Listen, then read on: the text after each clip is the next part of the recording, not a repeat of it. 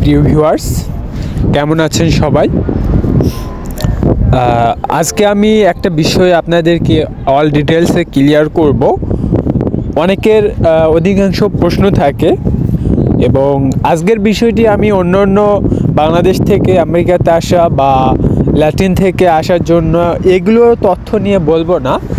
আমি আজকে যে টপিকটি নিয়ে কথা বলবো সেটা হচ্ছে মেক্সিকো থেকে আমেরিকাতে কিভাবে প্রবেশ করবেন এবং মেক্সিকোতে আসার পর আপনাদের করণীয় কী। কিন্তু একটা বিষয় না বললে নয় এর মধ্যে, সে বিষয়টি হচ্ছে যারাই মেক্সিকোতে এন্ট্রি করে দুইভাবেই মেক্সিকোতে আসা যায়। একটা হচ্ছে লিগ্যাল ওয়ে বিমান পথে, আরেকটা হচ্ছে ইললিগালি বাই রোডে বর্ডার ক্রস করে, গুয়েতেমালা বর্ডার ক্রস করে মেক্সিকোতে অনেকেই এন্ট্রি করে। সো যারাই এন্ট্রি করেছেন এখানে মেক্সিকোতে বর্তমান সিচুয়েশন খুবই খারাপ বাংলাদেশি ইন্ডিয়াদের জন্য এবং বিভিন্ন দেশের কান্ট্রিদের জন্য যারা বাই রোডে আমেরিকাতে প্রবেশ করতে চাচ্ছে।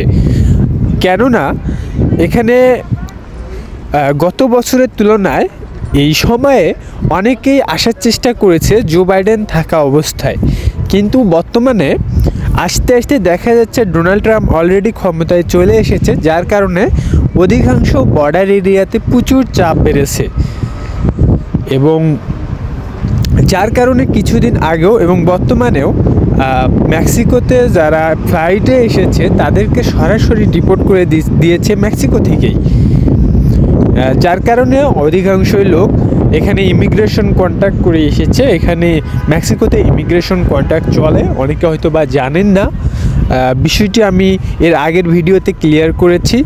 এবং দ্বিতীয়ত যারা বাই রোডে আসে তাদের তো কোনো সমস্যাই হয় না, এজেন্সিরাই সব কিছু মেনটেন করে, তারাই রিসিভ করে, তারাই হোটেল বুকিং সমস্ত কিছু ম্যানেজমেন্ট করে।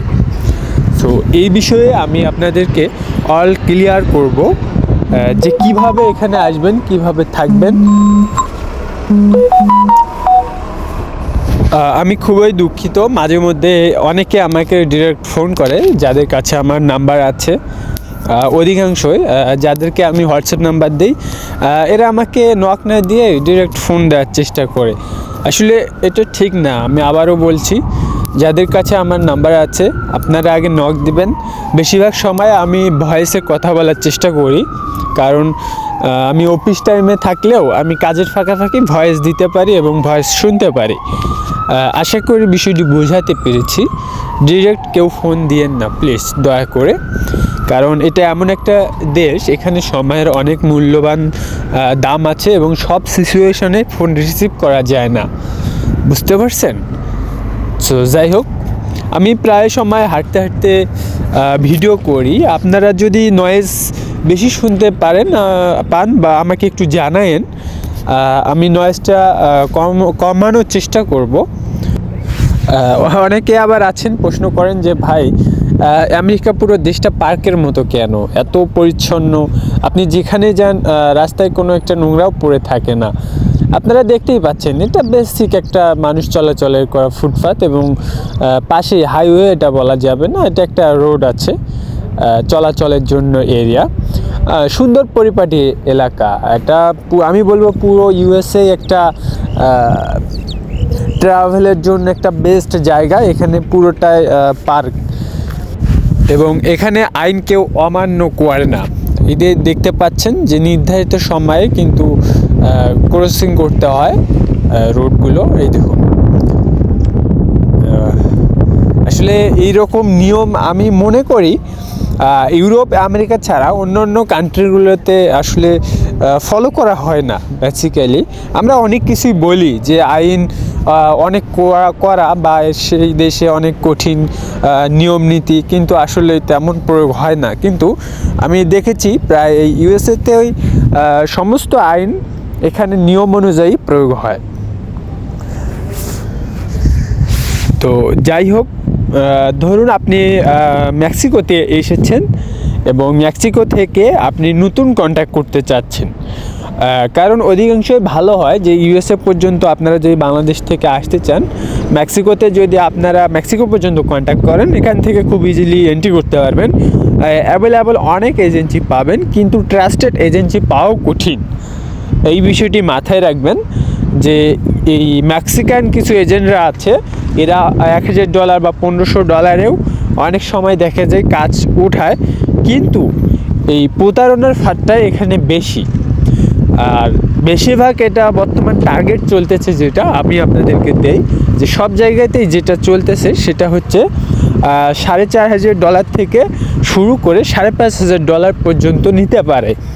এইরকম অ্যাভারেজ একটা বর্তমান সিচুয়েশনে দাঁড়িয়েছে, যেটা আগে ছিল $2500 এবং 2020 সালের আগ মুহূর্ত $1000 করেও ছিল। কিন্তু $1000 বা $1500 যারা কাজ করতেছে বা আপনাদেরকে ইন্টারেস্টেড করছে, বেশিরভাগ প্রতারণার শিকার হচ্ছে। আমি বলি কীরকম প্রতারণা, যেমন আপনাদেরকে টাকা পেমেন্ট করার পর অধিকাংশ সময় গিয়ে রিসিভ করে, এবং অনেকে আছে করে না, রিসিভ করে না, এবং এজেন্টের কোনো খোঁজ পাওয়া যায় না। দ্বিতীয়ত রিসিভ করে এমন একটা জায়গায় নিয়ে যাবে, সেখানে দেখা যাচ্ছে প্রচুর লোক আছে, কাদেরকে বা কাউকেও তারা এন্ট্রি করায়নি আমেরিকাতে। ইভেন একটা সময় অনুযায়ী নিয়ে যায় বর্ডার এরিয়াতে, দেখা যাচ্ছে নিয়ে গিয়ে যখন আপনি বেশিরভাগ সময় দেখা যাচ্ছে অভিবাসী যেভাবে থাকে আশ্রয় কেন্দ্রে, ঠিক মেক্সিকো সাইডেও কিন্তু অনেক অভিবাসী আশ্রয় নিয়েছে। সেখানে গিয়ে আপনাদেরকে রাখবে এবং বলবে যে নির্ধারিত সময়ে আপনাকে বৈধভাবে তারা আমেরিকাতে প্রবেশ করাবে। কিন্তু এটা লং প্রসেস, এই অনুযায়ী কেউ যায়েন না। $1000, $1500 বা $2000 কেউ এইরকম রাজি হইয়েন না। অনেকেই অফার করবে, তারা কিন্তু মেক্সিকানরা।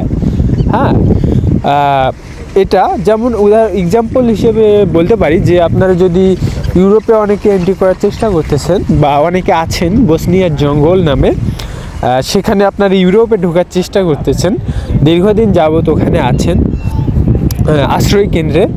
সো সেমভাবেই কিন্তু মেক্সিকোতে এরকম আশ্রয় কেন্দ্রে থাকে। হ্যাঁ, সো এটা আপনারা এড়িয়ে চলবেন, কারণ আপনাদেরকে ডিরেক্ট বর্ডার ক্রস করে আমেরিকাতে প্রবেশ করতে হবে এবং এখানে ডিটেনশনে যেতে হবে, তাহলে আপনার ফার্স্ট কাজ হবে।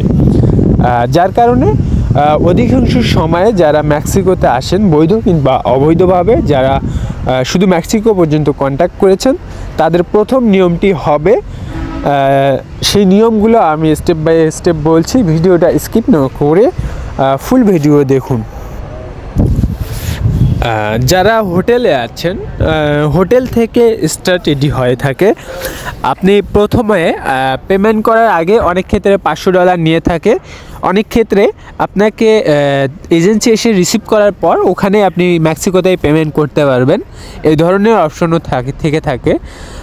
সো আপনাদের ইচ্ছা অনুযায়ী আপনারা পেমেন্ট করবেন। এবং যদি মেক্সিকোতে ডলার নিয়ে যান, সেই ক্ষেত্রে বেশি ডলার না রাখাই ভালো। যেটা বর্ডার ক্রস করতে যে ডলারটি লাগবে, সেই ডলারটি আপনি রাখতে পারেন। যদিও বা মেক্সিকোতে ডলার সর্বোচ্চ বিমানপথে যদি আসেন $10,000 পর্যন্ত নিয়ে আসতে পারবেন, কিন্তু এই $10,000 নিয়ে আসলে আবার রিটার্ন আপনাকে বাংলাদেশে পাঠিয়ে দিতে হবে। এর মূল কারণ, আপনি ধরুন $4,500 আপনার খরচ পড়লো মেক্সিকোতে, বাকিটা আপনি যখন বর্ডার ক্রস করতে যাবেন, আপনাকে সাপোজ পুলিশে ধরলো, তখন কিন্তু সব টাকা তারা নিয়ে নেবে, আপনার কাছে $1 থাকবে না। তাই সব এজেন্সিরা সাজেশন করে যে আপনি সর্বোচ্চ নিলে $4,500 অথবা $5,500 নিতে পারেন, শুধু বাইরোডটা ক্রস করার জন্য।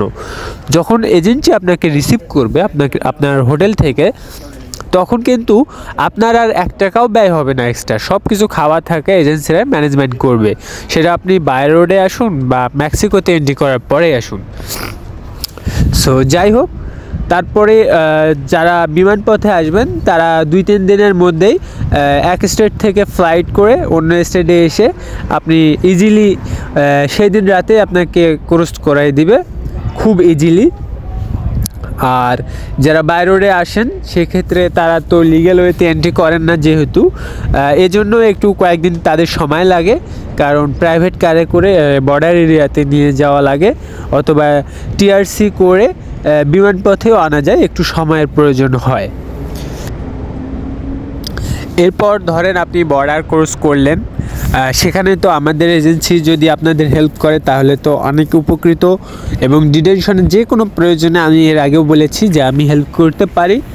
বন্ডের ক্ষেত্রে আপনাদের পরিচিত রিলেটিভ কেউ না থাকলেও স্পন্সরের ব্যবস্থা করে দেওয়া থেকে শুরু করে সব কিছুই করা যাবে, কোনো সমস্যাই হবে না। আর একটি বিষয় হচ্ছে, সেটা যদি ধরেন আপনারা এন্ট্রি করেছেন, করার পর সাধারণভাবেই বর্তমানে যে সিচুয়েশন চলতেছে সেটা হচ্ছে ডিটেনশনে এনে আপনাকে কিছু বেসিক কোশ্চেন জিজ্ঞেস করে যে আপনি কোন দেশ থেকে এসেছেন, আপনার নাম, আপনার বয়স, এভারেস্ট, এগুলোই জিজ্ঞেস করে। তারা সব কিছু এন্ট্রি করার পর আপনাকে একটা টেম্পোরারি ডকুমেন্টস দিবে, যেখানে আপনি বের হওয়ার সঙ্গে সঙ্গেই ফ্লাইটের টিকিট কেটে আমেরিকার যে কোনো স্টেটে যেতে পারবেন এবং যে কোনো সিম ইউজ করতে পারবেন, ব্যবহার করতে পারবেন, কাজ করতে পারবেন। আপনি বৈধ। আপনি ডিটেনশন থেকে বের হওয়ার পর আপনি আর কোনোভাবে অবৈধ না, আপনি বৈধ প্রসেসিংয়ের মাধ্যমে এখানে এন্ট্রি করেছেন। তারপর আপনাকে একটা সময় দেবে 1 বছর অথবা 6 মাস, এর ভিতরে অ্যাসাইলাম করতে হবে। অ্যাসাইলাম পরেও করা যায়, ধরে সাথে সাথে সঙ্গে সঙ্গে তারা যদি ছেড়ে দেওয়ার পরেই কিন্তু আপনি সময় পাবেন অ্যাসাইলাম করার জন্য। অনেকে ডিটেনশন থেকেও অ্যাসাইলাম করে। সো এইটাই প্রসেস। আর বন্ড নির্ধারণ হলে কিছুদিন সময় লাগে, বন্ড দিলে তারপরের দিনেই তারা ছেড়ে দেয়। এভাবেই মূলত কাজগুলো হয়ে থাকে। যাই হোক প্রিয় ভিউয়ার্স, ভিডিওটি অনেক বড় হয়ে গিয়েছে। সাধারণত আমি 8 মিনিটের থেকে 10 মিনিটের ভিডিও করি না, সর্বোচ্চ 6 থেকে 8 মিনিটের করি। আর আমার বাসার কাছাকাছি অলরেডি আমি এসে গেছি। সো যাই হোক, আপনাদের যদি আমি কমেন্টস পাই যে বিস্তারিত, যে কিভাবে কোন উকিল ধরতে হবে, অ্যাসাইলাম কিভাবে করতে হয়, প্রসেসটা কি, কোনটা ভালো হবে, কার জন্য, কি বললে কি হবে, এসব কোশ্চেনের সমস্ত বিষয় নিয়ে অন্য একটা ভিডিওতে বলবো। আপনারা কমেন্টসে জানান যে কোনো প্রশ্ন থাকলে। আর আমার সঙ্গে যোগাযোগ করতে চাইলে অবশ্যই আমার ফেসবুক পেজে মেসেজ করতে হবে ফলো করে। আর সবাই আমাকে সাপোর্ট করুন। যারা এখনও সাবস্ক্রাইব করেননি অবশ্যই আমাকে সাবস্ক্রাইব করবেন। আর ভিডিওটি ভালো লাগলে লাইক করবেন। ভিডিওটি দেখার জন্য সকলকে অসংখ্য ধন্যবাদ।